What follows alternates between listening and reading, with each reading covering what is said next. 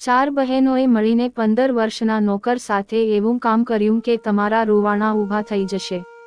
મારા કાકા અને કાકીએ મને ઘરની બહાર કાઢી મૂક્યો. પાછો હું ટ્રેનમાં એક સરસ માણસને મળ્યો અને તે મને તેના ઘરે લઈ ગયો. તેને 4 દીકરીઓ હતી જે ખૂબ જ સુંદર અને સારી હતી. એક રાત્રે હું સૂતો હતો ત્યારે અચાનક તેની મોટી દીકરી મારા રૂમમાં આવી અને તેને એવી વાત કરી કે તે સાંભળીને હું ચોંકી ગયો, કારણ કે તે મારી સાથે જે કરવા માંગતી હતી તે સાંભળીને તમારો હોશ ઉડી જશે. મને ખબર ન હતી કે મારું ભાગ્ય મને કયા લઈ જશે. કદાચ નાનપણથી જ મારું નસીબ ખરાબ છે, તેથી જ મોટા થયા પછી પણ મારે ફક્ત મુશ્કેલીનો સામનો કરવો પડ્યો. હું કચ્છનો રહેવાસી છું. હું એક સાદા અને ગરીબ પરિવારનો હતો. જ્યારે મેં મારું ઘર છોડ્યું ત્યારે હું 15 વર્ષનો હતો. ત્યાર પછી હું નોકર બની ગયો અને સાહબના ઘરે કામ કરવા લાગ્યો. જ્યારે અમે ઘરમાં પ્રવેશ્યા ત્યારે સાંજના 5 વાગ્યા હતા. જેમ જેમ અમે ઘરની અંદર ગયા મેં જોયું કે યુવાનો અને સુંદર છોકરીઓ તે વ્યક્તિની આસપાસ ઊભી રહી. પપ્પા પપ્પા કહી તે તેના કિસ્સામાં જોઈ રહી હતી. હું ચારોને જોઈ રહ્યો હતો. ચારે ખૂબ જ સુંદર હતી અને તે પણ આશ્ચર્યથી મારી સામે જોઈ રહી હતી. એક છોકરી તેના પિતાને કહેવા લાગી, પપ્પા તમે તમારી સાથે કોને લાવ્યા છો? તમારે છોકરો નથી તો શું તમે બહારથી કોઈ છોકરાને લાવીને રાખી દેશો? ત્યારે સાહેબે જવાબ આપ્યો કે હું આ છોકરાને તમારી મદદ કરવા માટે લાવ્યો છું, જેથી કરીને તમને તમારા અભ્યાસમાં કોઈ સમસ્યા ન આવે. હું મારી દીકરીઓને ભણાવીને સફળ બનાવવા માંગુ છું. હું ઈચ્છું છું કે તમે ચારે તમારા પગ પર ઊભા થાઓ. તે દિવસથી મેં ત્યાં કામ કરવાનું શરૂ કર્યું. ત્યાં મને રહેવા માટે એક નાનકડો રૂમ આપ્યો હતો. હું એ જ રૂમમાં રહેતો હતો અને ત્યાં સૂતો હતો. મોટી દીકરી 24 વર્ષની હતી અને હંમેશા મારી સાથે વાતો કરતી રહેતી હતી. તેનું નામ નેના હતું. નેના કહેતી કે મને ભણવાનો શોખ નથી. અમારા પિતા અમને ભણાવવા માટે દબાણ કરે છે. તેમની વાત સાંભળીને મને નવાઈ લાગતી. હું છોકરો હતો તો પણ મને ભણાવવામાં આવ્યો ન હતો. એ છોકરીઓના પિતાએ તે છોકરીઓ હોવા છતાં તેમને ભણાવી હતી, પરંતુ આ છોકરીઓ ભણવામાં ધ્યાન આપતી ન હતી. તેઓ આખો સમય મોબાઈલ કે ટીવી પર ધ્યાન કેન્દ્રિત કરીને બેઠી હોતી અથવા તેઓ એકબીજા સાથે મજાક કરતી હોતી. હું ત્યાં હવે 2 વર્ષથી કામ કરતો અને હું 17 વર્ષનો થઈ ગયો હતો. એક રાત્રે જ્યારે હું મારા રૂમમાં સૂતો હતો ત્યારે મને મારા રૂમના દરવાજે હળવો અવાજનો અનુભવ થયો. હું આંખો જોડીને જાગી ગઈ. મને ખૂબ ઊંઘ આવી રહી હતી. દરવાજો ખોલતાની સાથે જ મારી સામેનું દ્રશ્ય જોઈને હું આશ્ચર્યચકિત થઈ ગયો. નયના મારી સામે ઊભી હતી. મને ખબર નથી કે તે રાત્રે આટલા સુંદર કપડાં પહેરીને ક્યાં જઈ રહી હતી. મેં તેને ખૂબ જ વિચિત્ર નજરે જોવાનું શરૂ કર્યું, પણ પછી તેની વાતચીત અને ચાલથી એવું લાગ્યું કે તે ક્યાંય જતી નથી, પણ મારા રૂમમાં આવી રહી છે. મેં તેને રોકીને પૂછ્યું, નયના તું આટલી રાતે મારા રૂમમાં કેમ આવે છે? તો તે મને કહેવા લાગી કે મારે તારા રૂમમાં થોડું કામ છે, તો તું આ રૂમમાંથી બહાર જ છે. આટલું કહીને તેને ઝડપથી દરવાજો ખોલ્યો અને મારા રૂમમાં આવી ગઈ. મારે મારા રૂમમાંથી બહાર નીકળવું પડ્યું. તેણે મને કહ્યું, તું હોલમાં જઈને સૂઈ જા. ત્યાં તારા માટે બ્લેન્કેટ રાખેલું છે, તેને ઓઢીને સૂઈ જા. હું તને સવારે 5 વાગે જગાડીશ, પછી તું તારા રૂમમાં આવીને સૂઈ જજે. તેમના શબ્દો સાંભળીને મને ખૂબ જ આશ્ચર્ય થયું. તેણે મને કહ્યું, હું તારા રૂમમાંથી ચોરી કરવા નથી આવી. પછી હું ત્યાંથી આવીને હોલમાં બેઠો. મારી આંખો ચોડીને જોયું કે ખરેખર સોફા પર એક બ્લેન્કેટ પડ્યો હતો, એટલે કે તેણે મારા માટે સૂવાની વ્યવસ્થા પહેલેથી જ કરી દીધી હતી. હું સાવ દુબળો પાતળો હતો, તેથી હું આરામથી સોફા પર સૂઈ ગઈ. મારી જાતને બ્લેન્કેટથી ઢાંકીને સૂઈ ગયો. મને ઠંડી પણ લાગતી નથી હતી. ગાઢ નિંદ્રામાં સરી પડ્યું અને મને કંઈ જ ભાન ન રહ્યું. સવારે જ્યારે મેં આંખ ખોલી ત્યારે સવારના 5 નહીં પણ સવારના 8 વાગ્યા હતા. મેં આંખ ખોલી તો જોયું કે સાહેબ મારી સામે ઊભા હતા. તેમણે મને પૂછ્યું કે તું અહીં કેમ સૂઈ રહ્યો છે? મેં તને કેટલી વાર કહ્યું છે કે તારા રૂમમાં જ રહે અને આ છોકરીઓનું ઘર છે. દીકરીઓ, સમજું છું કે તું હજી નાનો છે, પરંતુ તારી આદતો એવી ન હોવી જોઈએ કે મારી દીકરીઓને કોઈ સમસ્યાનો સામનો કરવો પડે. સાંજ પહેલા બધા કામ પતાવી લે સાહેબની વાત સાંભળીને હું થોડો નર્વસ થઈ ગયો. નયનાની વાત મારા મગજમાંથી નીકળી ગઈ હતી. હું શરમ અનુભવતો મારા રૂમમાં પાછો આવ્યો. સવારનું કામ શરૂ થવામાં હજુ 2 કલાક બાકી હતા, પણ હું રૂમમાં આવ્યો કે તરત જ મેં જોયું કે મારો રૂમ વિચિત્ર હાલતમાં હતો. મારા રૂમમાં ખાદ્ય પદાર્થોના ખાલી પેપર પડેલા હતા. એવું લાગતું હતું કે જાણે મારા રૂમમાં કોઈએ પાર્ટીનું આયોજન કર્યું હોય. પણ પછી જ્યારે મેં નીચે કાચની બંગડીઓ તરફ જોયું તો મને નવાઈ લાગી. નૈના અહીં ખાવા કે પીવા કંઈક કરવા આવી હતી, અને મારા રૂમમાં આટલી બધી સજાવટ કરવાની શું જરૂર હતી? જ્યારે હું આશ્ચર્યથી આજુબાજુ જોઈ રહ્યો હતો ત્યારે મને બીજા રૂમમાંથી છોકરીનો રડવાનો અવાજ સંભળાવા લાગ્યો. આ વાત સાંભળીને જેવો જ હું રૂમની પાસે ગયો અને તો જોયું કે નયનાના રૂમમાંથી અવાજ આવી રહ્યો હતો. નયના પીડાથી રડી રહી હતી. તેનો અવાજ સાંભળીને હું તેના રૂમમાં ગયો કે તરત જ રડવાનો અવાજ બંધ થઈ ગયો. ત્યાં જોયું તો નયના પપ્પા તેની દીકરી પર બૂમો પાડતા હતા, અને તેની દીકરી પણ તેના પર બૂમો પાડી રહી હતી.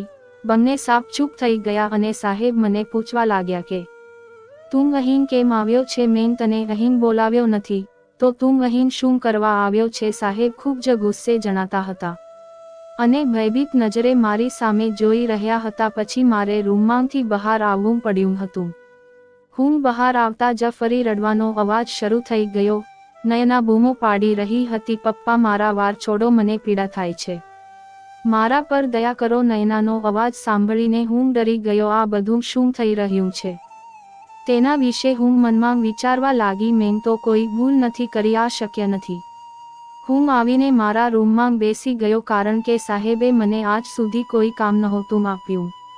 પછી મેં જોયું કે સાહેબ દુકાનની ચાવી લઈને દુકાને ગયા. મને ખબર નથી કે આજે રાત્રે શું થયું જેના કારણે સાહેબ આટલા ગુસ્સામાં હતા. આખો દિવસ વીતી ગયો અને રાત થવામાં થોડો સમય બાકી હતો. જ્યારે નયના મારા રૂમમાં આવી ત્યારે તેની આંખોમાં આંસુ આવી ગયા હતા. તે મને કહેવા લાગી કે અંકિત સાંભળ, મારે તારી સાથે વાત કરવી છે. હું ઊભો થયો અને શું થયું તે જણાવવા કહ્યું. મારી વાત સાંભળીને તે બેસી ગઈ અને મારી સામે રડવા લાગી. રડતા રડતા તેણે મને કહ્યું કે હું તને શું કહું અંકિત, મારા પપ્પા અમને પ્રાણીની જેમ મારે છે. તે કહે છે કે તમારે ભણાવવું જોઈએ અને પોતાનું નામ બનાવવું જોઈએ. તે પહેલેથી જ ખૂબ જ લોભી વ્યક્તિ છે. તે તેની દીકરીઓની કમાણી ખાવા માંગે છે. તે ઈચ્છે છે કે હું નોકરી કરું અને મારી કમાણી મારા પિતાને સોંપી દઉં. પણ હવે મારી ઉંમર થઈ ગઈ છે, મારે લગ્ન કરવા છે. લગ્ન કરવા એ મારો અધિકાર છે. મેં એક છોકરાને ખૂબ પ્રેમ કરું છું અને તેની સાથે લગ્ન કરવા માંગુ છું. ગઈકાલે રાત્રે તે છોકરો મને મળવા આવ્યો હતો. જે મારા પિતાને ખબર પડી ગઈ, જેના પર મારા પિતા ગુસ્સાથી લાલ થઈ ગયા. તે સમયે તે કંઈ બોલ્યા ન હતા, પરંતુ બાદમાં તેને શંકા ગઈ અને તેણે મને એટલો માર માર્યો કે મને મારો જીવ લેવાનું મન થયું. શું તું મને મદદ કરીશ? મને લાગ્યું કે તેમના પિતા ઘણા સારા છે. આ છોકરીઓને તેમના પિતાનું કોઈ મહત્વ નથી. જ્યારે રાત પડી ત્યારે નયનાએ ખોટું પગલું ભરવાનું નક્કી કર્યું. ત્યારે મેં તેને સમજાવી અને રોકી. બીજી જ રાત્રે તે મને કહેવા લાગી કે તારે એક કામ કરવાનું છે. જ્યારે હું રાત્રે મારા મોઢા પર રૂમાલ બાંધીને આવું ત્યારે તારે ચોર ચોર અવાજ કરવાનો છે. જ્યારે હું ઘરનો દરવાજો ઓળંગીશ ત્યારે તારે આ પથ્થર ઉપાડીને મને મારવાનો છે. અને પછી તેને કહ્યું કે પછી જે થાય તે જોયું હશે. નયનાએ મારી પાસેથી આ વચન લીધું હતું, કારણ કે જો હું તેને સાથ નહીં આપું તો તે તેના પિતાને કહેશે અને મને મારશે. અને ગમે તેમ કરીને મારે કોઈ મોટું કામ કરવાનું ન હતું. મારે તો પથ્થર જ ઉપાડીને ખોટે ખોટું મારવાનું હતું. મેં પણ એવું જ કર્યું. પણ એક કમનસીબ અને ખરાબ સમયે જ્યારે મેં પથ્થર ઉપાડીને સામે દિવાલ પર મારવા ફેંક્યો ત્યારે સામેથી સાહેબ આવી રહ્યા હતા. મને ખબર ન હતી કે નયના તેના પિતાની દુશ્મન બની ગઈ છે.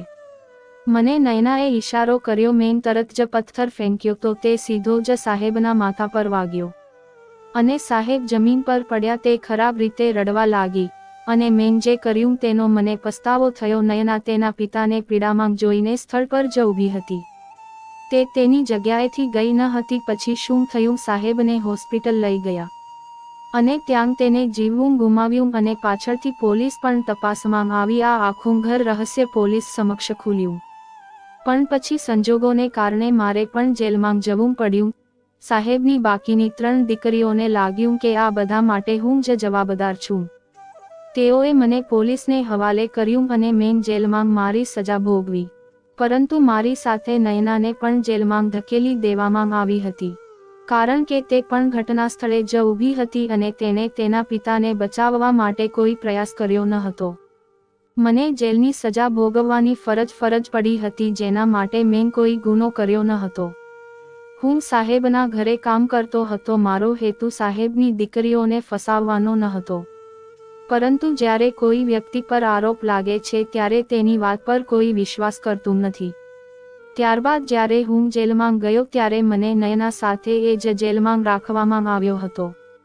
જેલમાં એક છોકરો ઇન્ટરવ્યૂ માટે આવ્યો હતો. તે નવા કેસ શોધતો રહેતો અને દરરોજ તે પોલીસ અધિકારીને પૂછતો કે આ છોકરાને છોકરી સાથે એક જ જેલમાં કેમ રાખવામાં આવ્યો છે. ખબર નહીં કેમ પહેલો છોકરો મને જોઈને આટલો નવાઈ પામ્યો. પહેલા રિપોર્ટરનું નામ આકાશ હતું. આખરે તે વિચારી રહ્યો હતો કે આ છોકરો મહિલા સાથે જેલમાં શું કરી રહ્યો છે. મોટાભાગની જેલમાં પુરુષો અને મહિલાઓને અલગ રાખવામાં આવે છે, પરંતુ અહીં એક 17 વર્ષનો છોકરો 26 વર્ષની યુવાન અને સુંદર છોકરી સાથે એક જ જેલમાં બંધ હતો. આ બાબત ખરેખર આશ્ચર્યજનક હતી, જેને જોઈને રિપોર્ટર ખૂબ જ આશ્ચર્યચકિત થઈ ગયા. એક દિવસ તેણે જેલરને પૂછ્યું કે મામલો શું છે, મહિલા જેલમાં આ છોકરાનું શું કામ હતું. અને આ છોકરો 17 વર્ષનો છે ત્યારે તેની સાથે એક યુવાન છોકરીને કેમ રાખવામાં આવી છે. આ છોકરો પુરુષોની જેલમાં હોવો જોઈએ અથવા બાળકોની જેલમાં. તે પત્રકારની વાત સાંભળીને જેલરે તેને કહ્યું કે તેમને પણ આવી જ સજા આપવામાં આવી છે, તેથી જ આ છોકરો આ છોકરી સાથે અહીં બંધ છે. જો તમારે આ છોકરી વિશે વધુ માહિતી જોઈતી હોય તો તમારે સાહેબની પરવાહ લેવી પડશે, કારણ કે જે વ્યક્તિએ તેમને જેલમાં ધકેલી દીધા છે તે સામાન્ય માણસ નહીં પણ પોલીસ અધિકારી છે. છોકરાના મગજમાં એક જ વાત ફરતી હતી કે એક પોલીસવાળાએ આવું કેમ કર્યું, અને છોકરા છોકરી બંનેને એક સાથે બંધ કરી દીધા. જેલરની વાત સાંભળીને રિપોર્ટરે પણ આશ્ચર્યથી તેની સામે જોઈ રહ્યો હતો. રિપોર્ટર સાહેબની પરવાનગી લીધા બાદ મારી સાથે વાત કરવાનો પ્રયાસ કર્યો. જેલરે તેને મારી પાસે જેલમાં મોકલી દીધું અને તેને કહ્યું કે મારું નામ આકાશ છે. હું એક રિપોર્ટર છું. હું અહીં આવતો રહું છું અને તને જોઉં છું. મને ખબર નથી કે આ લોકોએ તને એક યુવતી સાથે જેલમાં કેમ બંધ કરી દીધો છે. આ લોકો તને બીજી કોઈ જેલમાં રાખી શક્યા હોત. નયનાએ ડરથી પોતાનો ચહેરો છુપાવી લીધો હતો. તેણે વિચાર્યું કે રિપોર્ટર તેમને જોઈ જશે. રિપોર્ટરે નયના સામે ખૂબ જ આશ્ચર્યથી જોયું અને કહ્યું કે જો તમને રિપોર્ટરને પોતાનો ચહેરો બતાવવામાં આટલી શરમ આવતી હોય તો તેને આટલું ખરાબ પાપ કેમ કર્યું. પણ હવે આ બધી બાબતોનો કોઈ ફાયદો ન હતો. રિપોર્ટરે મને મારું નામ પૂછ્યું ત્યારે તે પત્રકારે મને જવાબ આપ્યો કે હું તમારી સજા ઓછી કરાવવા આવ્યો નથી. મારે તમારો ઇન્ટરવ્યૂ લેવો છે. મારે તમારા જીવન વિશે જાણવું છે. મેં રિપોર્ટરને કહ્યું ઠીક છે, પણ હું તને મારો ઇન્ટરવ્યૂ નહીં આપું. મને ગુસ્સો આવવા લાગ્યો હતો અને નયના પાછળ ફરીને બેસી ગઈ અને પોતાનો ચહેરો છુપાવી રહી. નૈના પણ રિપોર્ટર સાથે વાત કરતી ન હતી. રિપોર્ટર હવે અમારા કેસમાં વધુ રસ લેવા લાગ્યો હતો. તેણે કહ્યું કે મેં નક્કી કર્યું છે કે જો મારે ઇન્ટરવ્યૂ લેવો હોય તો તમારા બંનેને સાથે લેવો છે. મારે કોઈ અન્ય કેસ લેવો નથી. રિપોર્ટર આમ કહીને અમારી જેલ છોડી ગઈ અને કહ્યું મેં આનાથી વધુ રસપ્રદ કેસ ક્યારેય જોયો નથી અને તેણે જેલર પાસેથી અમારી ફાઇલ જોવાની કોશિશ કરી. પહેલા તો જેલરે મનમાની કરી, પણ તે રિપોર્ટરે તેને પૈસાની લાલચ આપી. ખબર નહીં તેમાં રિપોર્ટર હાથ ધોઈને અમારી જ પાછળ પડ્યો હતો. પૈસાના લોભને કારણે જેલરે અમારા વિશેની તમામ માહિતી તે રિપોર્ટરને આપી. જ્યારે તેણે અમારી ફાઇલ વાંચી ત્યારે તેને ખૂબ જ નવાઈ લાગી, કારણ કે અમારી વિરુદ્ધ રિપોર્ટ નયનાની બહેનોએ જ ફાઇલ કર્યો હતો અને નયના તેના પિતાની મોટી પુત્રી હતી. પત્રકારે જેલરને પૂછ્યું કે આ બંનેએ શું કર્યું. જેલરે તેને બધું કહ્યું, પણ તે હજી પણ મારામાંથી એકવાર બધું સાંભળવા માંગતો હતો. જેલરે પત્રકારને કહ્યું કે ક્યારેક આ ત્રણેય બહેનો અહીં આવ્યા છે અને તેમની બહેનને બહુ કહેતી નથી, પણ આ છોકરા પર ખૂબ ગુસ્સે થાય છે અને બૂમો પાડે છે, અમે ઈચ્છીએ છીએ કે અમે આ છોકરાને આ જેલમાંથી બહાર કાઢી અને તેને બીજે ક્યાંક રાખી દઈએ, પરંતુ તેમ છતાં અમારા માટે તે અશક્ય છે, કારણ કે અમને આ છોકરાને આ છોકરા સાથે રાખવાનો આદેશ આપવામાં આવ્યો છે. અમે આ છોકરાને ક્યારેય અન્ય જેલમાં ન રાખી શકીએ. રિપોર્ટરને આ ખૂબ જ વિચિત્ર લાગ્યું. રિપોર્ટરે જેલરને પૂછ્યું, શું તમે મને આ કહી શકો છો? તમે મને એક પોલીસ કર્મચારી વિશે કહ્યું જે તેમને અહીં બંધ રાખે છે. શું તમે મને તે કોણ છે અને તે તેમના વિશે શું વિચારે છે તે કહી શકો? આ બાબતે જેલર બની ગયા અને રિપોર્ટરે વિચાર્યું કે કદાચ જેલરને પણ આ વાતની ખબર નહીં હોય. તે પછી રિપોર્ટરે ચોકીદાર પાસેથી અમારા વિશે જાણવાનો પ્રયાસ કર્યો. ચોકીદારનું કામ ચોકીદારી રાખવા કરતાં પોલીસ સ્ટેશનની અંદરની પરિસ્થિતિ વિશે સમાચાર રાખવાનું વધુ હતું. રિપોર્ટર ખૂબ જ હોશિયાર લાગતો હતો અને અમારા વિશે સૌથી વધુ જાણવાનો પ્રયાસ કરી રહ્યો હતો. ચોકીદાર ઘણો વૃદ્ધ હતો અને રિપોર્ટરે વિચાર્યું કે તેને આ વિશે કંઈક ખબર હોવી જોઈએ. તેણે વિચાર્યું કે ચોકીદાર તેને જે થયું તે ચોક્કસ કહેશે. તેને વિચાર્યું કે ચોકીદાર આ છોકરા અને છોકરી વિશે ચોક્કસ જાણતો હશે.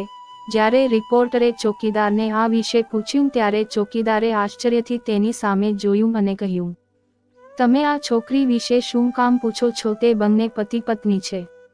રિપોર્ટરે કહ્યું, અરે એવું ના થઈ શકે. આ છોકરો ખૂબ જ નાનો છે જ્યારે છોકરી ખૂબ મોટી છે. ચોકીદારે કહ્યું કે પ્રેમમાં વ્યક્તિ કંઈ પણ કરી શકે છે. કદાચ આ છોકરીએ આ યુવક સાથે લગ્ન કર્યા છે. ચોકીદારે રિપોર્ટર સાથે મજાક કરી હતી અને કહ્યું હતું કે એવું ન વિચારો કે આ છોકરીનો પતિ હશે. આ છોકરો 17 વર્ષનો છે અને એક થપ્પડ ખાવાને પણ લાયક નથી. એક બાજુ છોડી દો, મારો મતલબ છે કે આ ગરીબ માણસમાં એટલો જીવ નથી. જુઓ તેનું શરીર કેટલું પાતળું અને નબળું છે. શું તમને લાગે છે કે આ ગુનેગાર હશે? ફક્ત મોટા લોકો આવા નાના માણસો ઉપર આરોપ નાખી દે છે. ચોકીદારે રિપોર્ટરને ઘણું કહ્યું. તેને રિપોર્ટરને કહ્યું કે હું તમને તેમના વિશે વધુ નહીં કહું, પરંતુ હું તમને એટલું કહી શકું છું કે જે આ બંનેને આ જેલમાં લાવ્યો તે બીજું કોઈ નહીં પણ તેમના પોતાના સંબંધીઓમાંથી એક છે જે પોલીસ કર્મી છે અને અહીં તે પોલીસ કર્મીની વાતને કોઈ નજરઅંદાજ કરી શકે નહીં. એટલે જ તેમનો આદેશ છે કે આ બંનેને સાથે રાખવા જોઈએ. તેથી જ અમે આ બંનેને સાથે રાખ્યા છે. જો તમારે બાકીની માહિતી મેળવવી હોય તો તમારે આ છોકરા પાસેથી જ મેળવવી આપવી. આ છોકરો ખૂબ જ સ્માર્ટ છે. તેની આંખો આગળ પાછળ ફરે છે, ત્યાં કેસ વિશે બધું જ જાણે છે. જેલરે રિપોર્ટરને કહ્યું કે તેનો ઇન્ટરવ્યૂ લેવા માટે મને પૈસા આપો અને તેને અહીંથી લઈ જાવ. તેને બહાર લઈ જાવ અને તેનો ઇન્ટરવ્યૂ લો. આ રીતે તમે તેના વિશે બધું જાણી શકશો. બીજા દિવસે પત્રકારે પણ એવું જ કહ્યું કે આ લોકોની વાત બહુ રસપ્રદ છે, પરંતુ રિપોર્ટરને એક રસપ્રદ વાતો જોઈતી જ હતી અને તેણે વિચાર્યું કે પર્વત ખોદવાનું અને ઉંદર શોધવાનું ઉદાહરણ મારી સાથે કામ કરશે.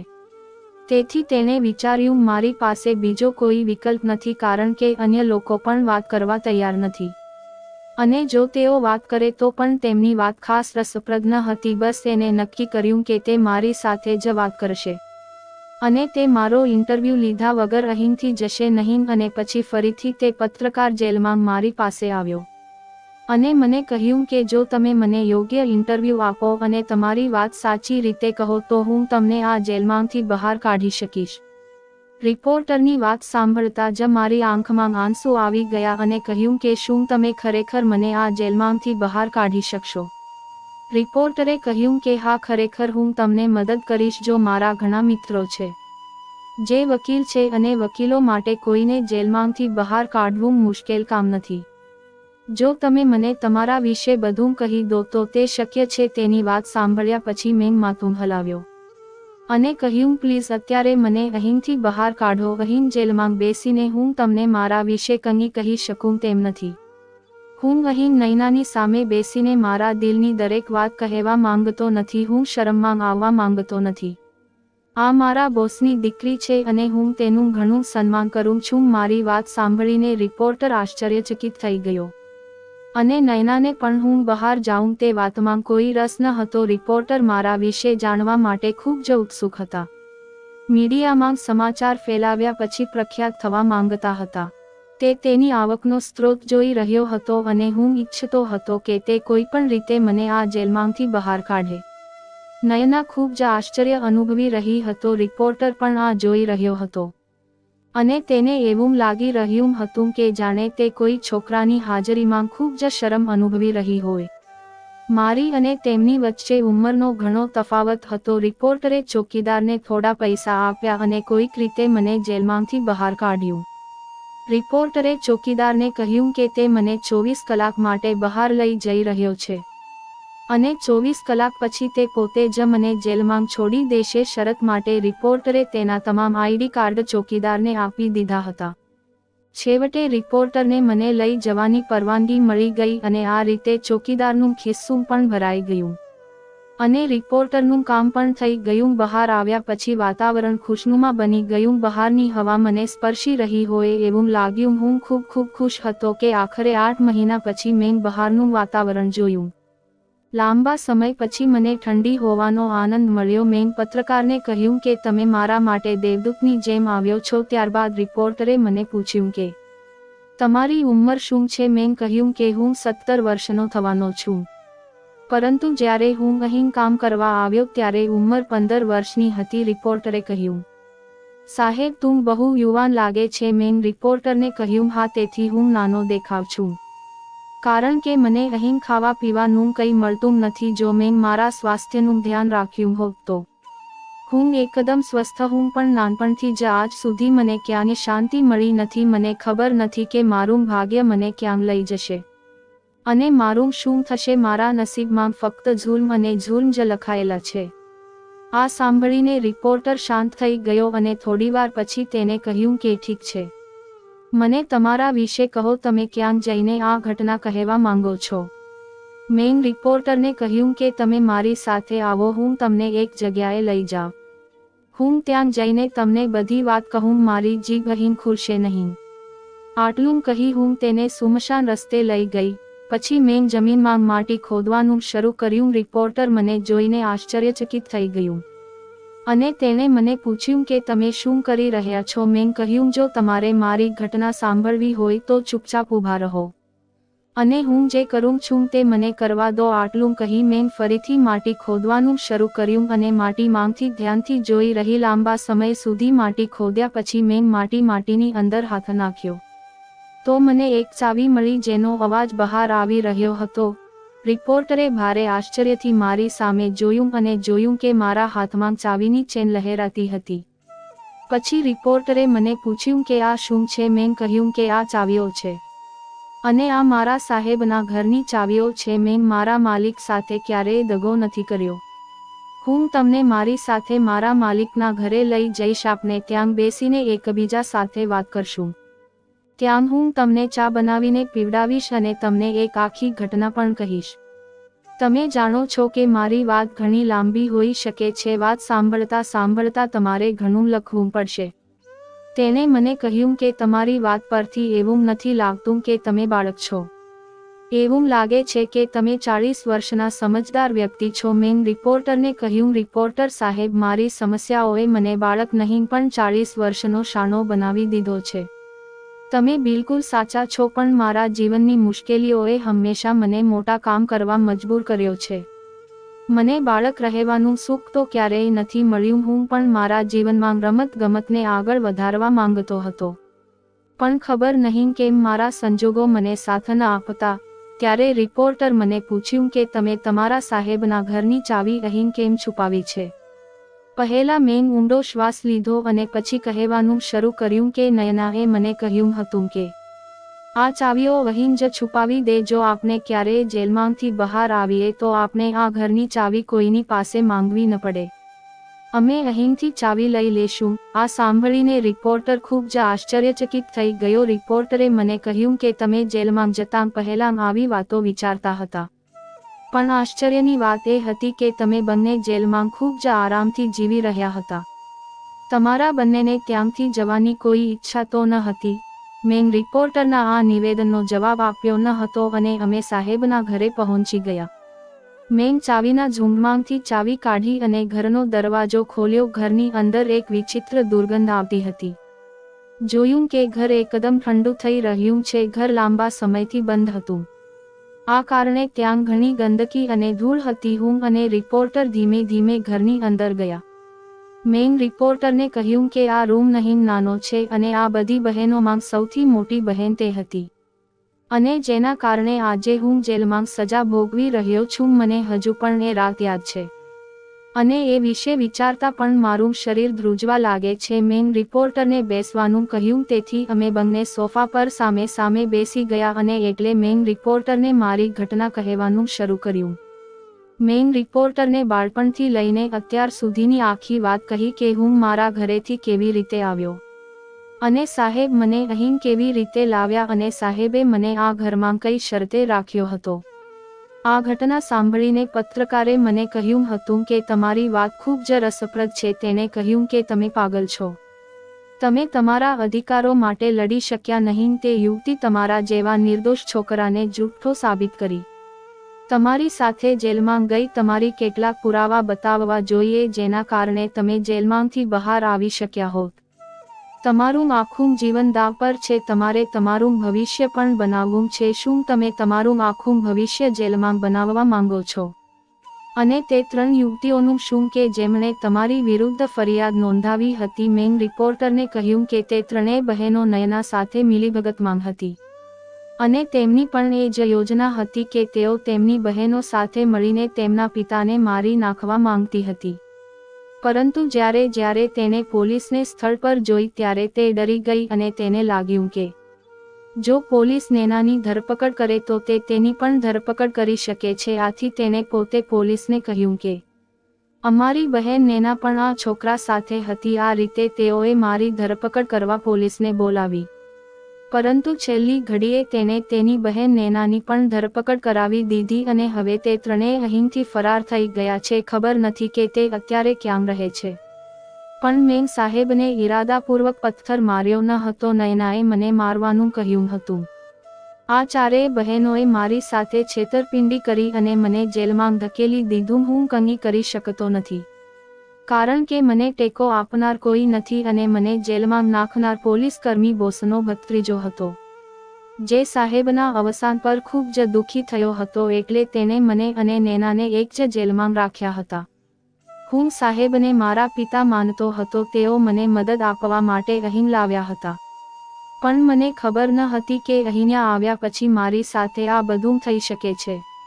સાહેબને હંમેશા તેમની દીકરીઓના ભણતરની ચિંતા રહેતી. તેઓ ઈચ્છતા હતા કે જો તેઓ આ દુનિયામાં ન રહે તો તેમની દીકરીઓને કોઈ પણ પ્રકારની સમસ્યાઓનો સામનો કરવો ન પડે.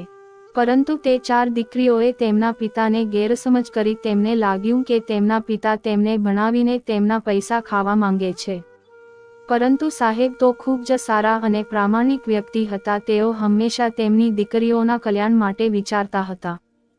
જો મને તે દિવસ ખબર હોત કે આ 4 મળીને તેમના પિતાને મારવા માંગે છે તો મેં તેમને ક્યારેય સમર્થન ન આપ્યું હોત અને સાહેબને આ વિશે બધું કહ્યું હતું.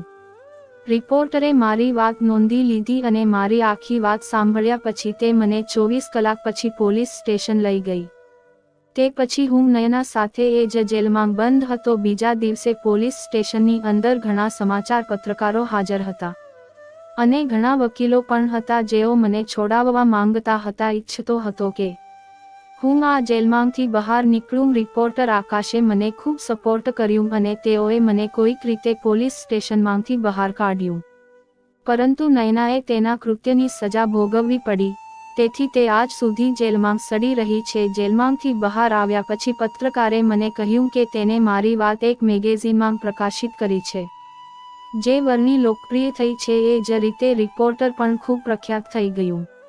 મેં રિપોર્ટર સામે હાથ જોડીને કહ્યું કે આજ સુધી મને કોઈએ સાથ આપ્યો નથી, પરંતુ આજે હું તમારો ઋણી છું. તમે મને મારા મોટા ભાઈની જેમ ટેકો આપ્યો. કદાચ આ દુનિયામાં મારું કોઈ ન હતું, તે મારા પર આટલો મોટો ઉપકાર કરી શકે, પરંતુ રિપોર્ટરે મારા વિશે કંઈ ન વિચાર્યું હોવા છતાં તેણે કદાચ પોતાના ફાયદા માટે તો ફાયદા માટે પણ મને તો જેલમાંથી બહાર કાઢ્યો અને મને અને મારી ઘટનાને પણ પ્રખ્યાત કરી. હું 17 વર્ષનો છું, હું પરણિત છું અને હું એક પ્રામાણિક વ્યક્તિ છું. હું ઘણું ભણ્યો અને આજે હું પણ એક રિપોર્ટર છું અને હું મારા પરિવાર મિત્રો સાથે ખૂબ જ ખુશ છું. મને આશા છે કે તમને અમારી વાર્તા ગમી હશે. જો તમને વાર્તા